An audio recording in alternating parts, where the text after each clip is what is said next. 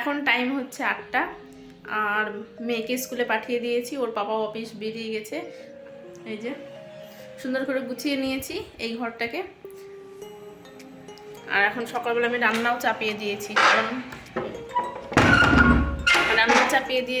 আজকে হচ্ছে মেয়ের স্কুলে গার্জেন কল করেছে, তো সেখানে গার্জেন মিটিং আছে, আমাকে যেতে হবে, মানে আমাকে কেন সবার গার্জেনকে যেতে হবে। তো ভাবলাম যে সকাল সকাল আগে রান্না বান্নাটা করে নিই, তার জন্য এই যে এদিকে ভাত চাপিয়ে দিয়েছি। যেহেতু দুপুরবেলা ভাত করতে হয়, তো ভাবলাম আজকে সকালবেলা করে নিই, তাহলে সকালবেলা আর দুপুরবেলারও হয়ে যাবে। তাহলে এখনও কোনো ব্রেকফাস্ট করিনি। যেখানে হচ্ছে 5 মিশালি তরকারি, ডাঁটা, বেগুন, বরবটি, আলু, ভিন্ডি, কুমড়ো সব কিছু দিয়ে। তো মেয়ে ছাতু খেয়ে গেছে, আর ওর পাপা আজকে খেয়ে গেছে ডিম, কলা, পাউরুটি। এখন ওকে টিফিন করে দিই, রুটি তরকারি করে দিই, কিন্তু বললো না আজকে রুটি তরকারি নেব না, শরীরটা খারাপ করছে, গ্যাস হয়ে গেছে, রুটি খেলে হয়তো আরও বেশি হবে। তো বললো ঠিক আছে, আজকে তোমাকে খাবার করে দিতে হবে না। আর আজকে না প্রচুর গরম পড়েছে, মানে পড়বে বুঝতে পারছি, প্রচুর গরম পড়বে। আর ঘেমে টেমে একদম স্নান হয়ে যাচ্ছে, যেখানেই ফ্যান ছাড়াও দাঁড়াচ্ছে সেখানেই ঘেমে স্নান হয়ে যাচ্ছে। এত ঘামি কেন জানি না, আগে এত গরম লাগতো কিন্তু এত ঘামতাম না, এখন প্রচুর ঘামি। তো চলো রান্না বান্না করে নিই, তারপরে কাচাকুচি রয়েছে, ঘর মুছবো, ঘর ঝাড় দেওয়া হয়ে গেছে। এই যে এই রুমের বিছানাটাকে গুছিয়ে নিয়েছি, আর কালকের জামা কাপড় কিছুটা কাঁচা হয়ে মানে শুকিয়েছে, আর কিছু কিছু শুকায়নি, তো সেটা জানালা দিয়ে এখন যেহেতু রোদ ঢুকে জানালাটা খুলতে পারছি না। এই যে রোদটা দেখেছো কত দূর ঢুকছে, তো জানালা দিয়ে রোদ ঢুকে ওটাতেই শুকিয়ে যাবে।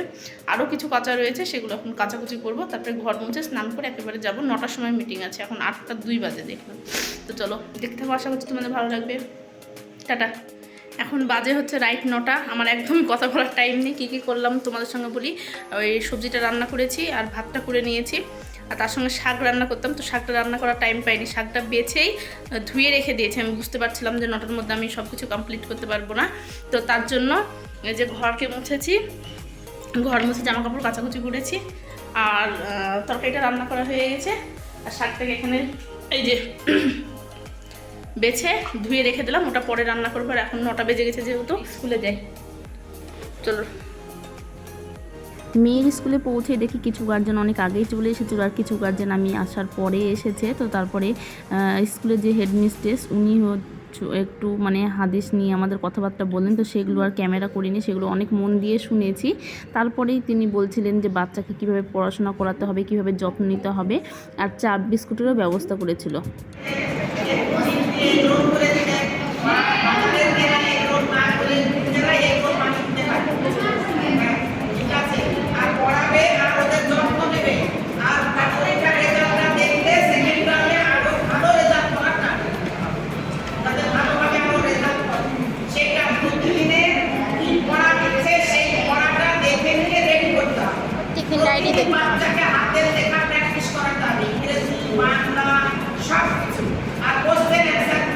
গার্জেন মিটিংটা অ্যাকচুয়াল করা হয়েছে কিছুদিন আগেই, মেয়ের স্কুলে পরীক্ষা হয়েছে, তো সেটা রেজাল্ট দিয়েছে। তো সব গার্জেনকে ডেকেছিল নোটিশ করে, তো কিছু কিছু গার্জেন এসেছে, যেমন আমরা এসে দেখে গেছি, কিন্তু কিছু কিছু গার্জেন আসেননি, তার জন্য আর কি স্কুলে মিটিং বলে ডেকেছে, এবং তাদেরকে আজকে খাতাও দেয়া মানে দেখিয়েছে, যারা যারা দেখেননি তাদের খাতাও দেখিয়েছেন।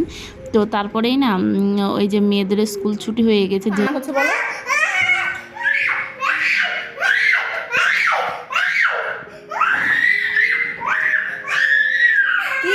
বলবে তো আচ্ছা কি হয়েছে বলো, দরজাটা ভেঙে যাবে তো, আমাদেরকে বাড়ি থেকে বের করে দেবে। যেহেতু 9টার সময় মিটিং ছিল, তোদের 9:30টার সময় ক্লাস ছুটি হয়ে গেছে। অন্যদিন কি হয়, ক্লাস ছুটি হওয়ার পরে একটুখানি খেলাধুলা করে তারপরে নিয়ে আসি, আর আজকে যেহেতু আমরা আগে পৌঁছে গেছিলাম, তো ক্লাস ছুটি হওয়ার সঙ্গে সঙ্গে এদিকে মিটিং কমপ্লিট হয়ে গেছিলো, তো নিয়ে চলে এসেছি, তার জন্য ভীষণ জেদ ধরেছে। তো চলো আজকের ভিডিওটা এই পর্যন্ত, ভালো লাগলে লাইক করো।